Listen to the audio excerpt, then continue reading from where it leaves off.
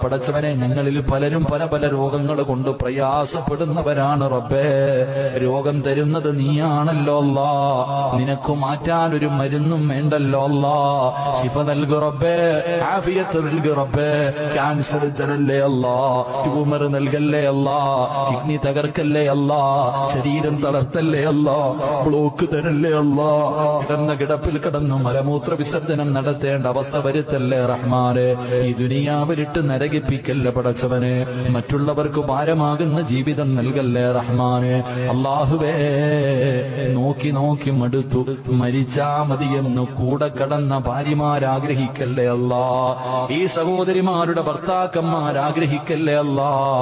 സ്വന്തം മക്കള് വാപ്പയും ഉമ്മയും മരിക്കാൻ വേണ്ടി ദുആ ചെയ്യുന്നത് വരെ നീ എത്തിക്കല്ലേ അല്ലാ.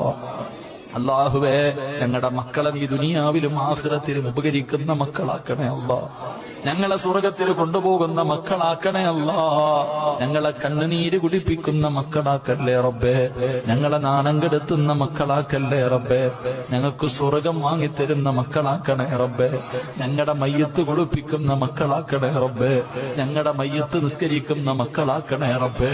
ഞങ്ങളുടെ ഖബർ തേടി വന്ന് ദുആ ചെയ്യുന്ന മക്കളാക്കണേ അല്ലാ. അല്ലാഹുവേ, എപ്പ എവിടെ വെച്ചാണ് മരിക്കുന്നതെന്നറിയില്ല. ഈമാനോടുകൂടിയുള്ള ഒരു മരണം തരണേ അല്ലാ.